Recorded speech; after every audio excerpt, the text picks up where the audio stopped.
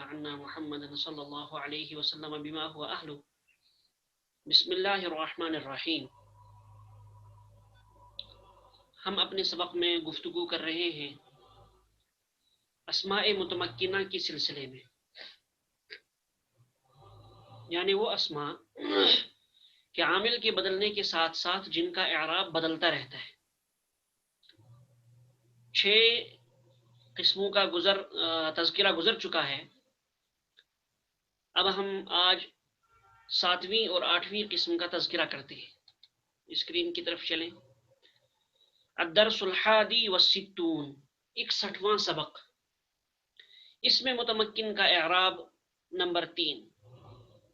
اس سلسلے کا یہ تیسرا سبق ہے. 7ویں قسم کیا ہے؟ جمع مذکر سالم. اس کا بیان اس سے پہلے گزر چکا ہے تفصیل کے ساتھ. یہاں چونکہ اسماء متمکنہ کی 16 قسموں میں یہ موجود ہے، اس لیے یہاں اس کو دوبارہ ذکر کیا گیا اور اس کی چند مثالیں دی گئی. جمع مذکر سالم وہ جمع ہے جو مذکر کے لیے ہو اور جمع بناتے وقت واحد کا وزن نہ ٹوٹے. جب ہم اس میں جمع بنائیں تو جمع بناتے وقت واحد کا وزن برقرار رہے، وہ ٹوٹے نہ. جیسے مسلمن کی جمع مسلمون، مسلمن سے مسلمون. اب دیکھیے میم سین لام میم یہ 4 حروف ہیں واحد میں. جب ہم نے جمع بنائی اس کی، میم سین لام میم کی جو اپنی ترتیب ہے وہ برقرار رہی، اضافہ جو ہوا وہ واو نون کے بعد ہوا. تو یہ ہے جمع مذکر سالم. جمع سالم اسے ہی کہا جاتا ہے جس میں واحد کا وزن برقرار رہے، ٹوٹے نہ. تو یہ 7ویں قسم ہے. اس سلسلے کی 8ویں قسم کیا ہے؟ اسماء متمکنہ کی 16 قسموں میں سے 20 تا 90، دہائیاں. 20 30 40 50 60 70 80 90. ان کو ہم عربی میں کہیں گے 20 30 40 50 60 70 80 اور 90. یہ دہائیاں، ان دہائیوں کا اعراب بھی ویسا ہی ہوتا ہے جیسا جمع مذکر سالم کا اعراب ہے. ان دونوں قسموں کا اعراب ایک جیسا ہوتا ہے، اس لیے ان کو ساتھ ذکر کیا گیا. تو 20 سے لے کر 90 تک کی دہائیاں یہ 8ویں قسم ہے. یعنی 20 سے لے کر 90 تک کی دہائیاں. اب بیچ میں بریکٹ میں دی گئی ہے ساری دہائیاں: 20 20 30 30 40 40 50 50 60 60 70 70 87 80 اور 90 90. یہ صرف دہائیاں. اب ان کا اعراب کیا ہے؟ اس اعراب کو ذکر کیا جا رہا ہے دونوں قسموں کا، یعنی 7ویں اور 8ویں قسم کا اعراب. اس میں متمکن کی ان دونوں قسموں کا اعراب بھی اعراب بالحروف ہوتا ہے. اس سے پہلے آپ کو بتایا جا چکا ہے اعراب 2 قسم کا ہوتا ہے. ایک اعراب بالحرکت، زبر زیر پیش کے ذریعے اعراب ہو، اور ایک اعراب بالحروف، واو الف اور یا کے ذریعے جو اعراب ہوتا ہے اسے اعراب بالحروف کہا جاتا ہے. واو اور یا کے ذریعے ہی ہوتا ہے. تو اعراب بالحروف ہوتا ہے. ان کا اعراب بھی کیا ہوتا ہے؟ اعراب بالحروف. یعنی حالت رفعی میں واو ما قبل مضموم. اسے یاد رکھیے، حالت رفعی میں کیا ہوتا ہے؟ واو ما قبل مضموم، یعنی واو ساکن اور اس کا جو ما قبل ہے اس سے پہلے والا حرف جو ہے وہ مضموم ہوگا. اس کو میں لکھ دیتا ہوں ساکن. واو ساکن ما قبل مضموم. اور دوسرا حرف نون مفتوح، آخر میں نون آئے گا اور اس نون پہ زبر ہوگا. جیسے آپ دیکھ رہے ہیں یہاں 20 30 40 50 تمام میں دیکھ رہے ہیں آپ. دیکھیے 20 میں دیکھ لیجئے آخر کے 2 حروف کیا ہیں؟ واو اور نون. اب واو اور نون سے پہلے کیا ہے؟ را، جس پر پیش ہے. تو واو ساکن ما قبل مضموم اور نون مفتوح. یہی اس کا اعراب ہے حالت رفعی میں، یعنی جب یہ فاعل بنے یا مبتدا بنے. اور حالت نصبی اور جری میں، حالت نصبی اور جری میں یا ساکن ما قبل مکسور، یا ساکن ہوگی، اس سے پہلے والا حرف مکسور ہوگا یعنی اس پر زیر ہوگی، اور پھر آخر میں نون مفتوح.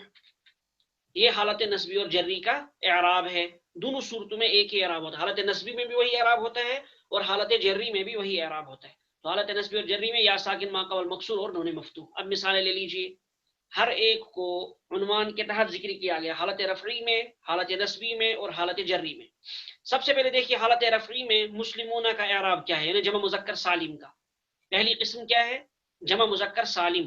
اس کا اعراب حالت رفعی میں جاء مسلمون، مسلمان آئے، جاء کے معنی آئے اور مسلمون مسلمان، یہ مسلمون کی جمع ہے مسلمان، جاء مسلمون مسلمان آئے۔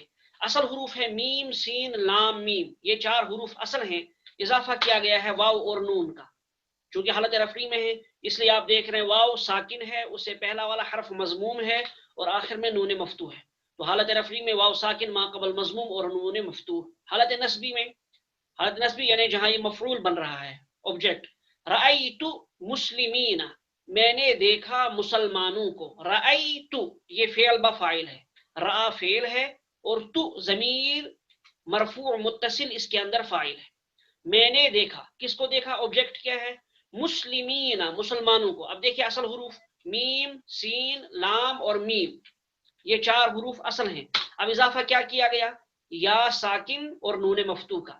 آپ دیکھ رہے ہیں حالت نصبی میں اس کا اعراب یا ساکن ما قبل مکسور، یا ساکن سے پہلے کیا ہے میم اور وہ میم مکسور ہے اس پر زیر آ رہا ہے، تو یا ساکن ما قبل مکسور اور نون مفتوح۔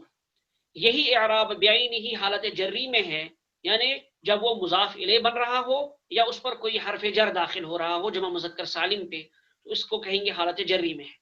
مررت میں گزرا، بمسلمین مسلمانوں کے پاس سے، اب دیکھیے با حرف جر ہے، اس با حرف جر کی وجہ سے یہ حالت جری میں ہو گیا، مسلمین آپ دیکھ رہے ہیں مسلم یا اور نون، یا ساکن ما قبل مکسور اور نون مفتوح، تو حالت نصبی اور حالت جری میں یکساں اعراب ہے، یا ساکن ما قبل مکسور اور نون مفتوح۔ بعینہ ہی یہی اعراب ہے عشرون کا بھی، جاء عشرون دیکھ رہے ہیں آپ واو ساکن ما قبل مضموم اور نون مفتوح، 20 آئے، عشرون کی معنی 20، کچھ بھی ہو سکتا ہے 20 کوئی بھی۔ رأیت عشرین میں نے دیکھا 20 کو، اب رأیت یہ فعل با فاعل، تو اس کے اندر سبجیکٹ ہے اور عشرین یہ حالت نصبی میں آ گیا مفعول ہونے کی وجہ سے، تو عشرین یا ساکن ما قبل مکسور اور نون مفتوح، میں نے دیکھا 20 کو۔ مررت بعشرین میں گزرا 20 کے پاس سے، اب با حرف جر اس کی وجہ سے حالت جری میں آ گیا، عشرین آخر میں دیکھ رہے ہیں آپ یا ساکن ما قبل مکسور اور نون مفتوح۔ خلاصہ یہ ہوا ان دونوں قسموں کا، نمبر 7 اور نمبر 8 یعنی جمع مذکر سالم اور عشرون سے لے کر 90 تک کی دہائیوں کا اعراب حالت رفعی میں واو ساکن ما قبل مضموم اور نون مفتوح ہوتا ہے، حالت نصبی اور جری میں یا ساکن ما قبل مکسور اور نون مفتوح ہوتا ہے۔ جاء مسلمون، رأیت مسلمین، مررت بمسلمین۔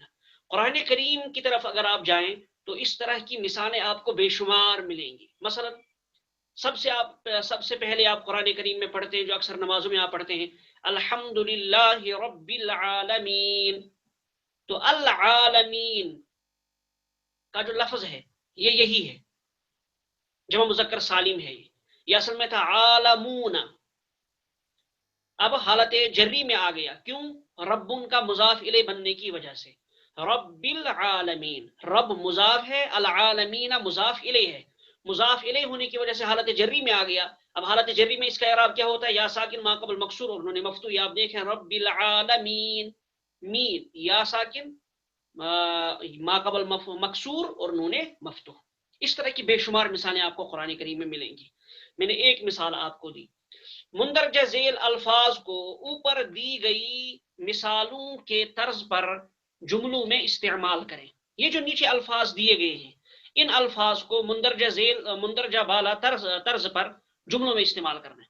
مثلا ایک لفظ میں آپ کو بتا دیتا ہوں، جیسے فلاحون، یہ فلاحون کی جمع اس کی معنی کسان، اب یہ جمع مذکر سالم ہے، جب ہم اس کے شروع میں جاء لگائیں گے حالت رفعی میں لائیں گے اس کو، تو جاء فلاحون کسان آئے، اب حالت نصبی میں لے جائیے یعنی اس کو آبجیکٹ بنائیے، رأیت فلاحین میں نے کسانوں کو دیکھا، ابھی تک یہ ہونا تھا، اب ہا کا جو پیش ہے یہ زیر سے بدل جائے گا اور واو کی جگہ یا اور نون مفتوح ہی رہے گا، تو رأیت فلاحین مررت بفلاحین۔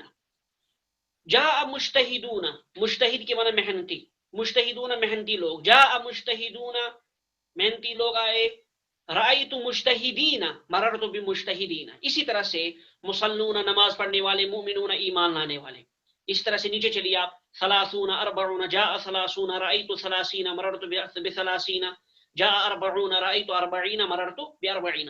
ان تمام کی بے شمار مثالیں قرآن کریم میں ہیں. جب انشاءاللہ آپ کو کھولیں گے تو خود بخود آپ کو بے شمار مثالیں اس طرح کی ملیں گی. بس آج کا سبق اتنا ہی ہے. دو چیزیں ہیں آج کے سبق میں، جمع مذکر سالم کا اعراب اور 20 سے لے کر 90 تک کی دہائیوں کا اعراب. لیکن یہ صرف دہائیوں کا اعراب ہے، ان دہائیوں کو یہاں سب کو ذکر کیا گیا ہے ترجمے کے ساتھ. 30 30 40 40 50 50 60 60 70 70 87 80 اور 90 90. یہ جو یہاں دہائیاں ہیں تو یہی ہیں دہائی، بس صرف ان دہائیوں کا یہ اعراب ہے. تو دو چیزیں ہوئی، ان دونوں کو ذہن میں رکھیے اور اس پر مشق بھی کیجیے. چلیے بس، السلام علیکم ورحمۃ اللہ وبرکاتہ.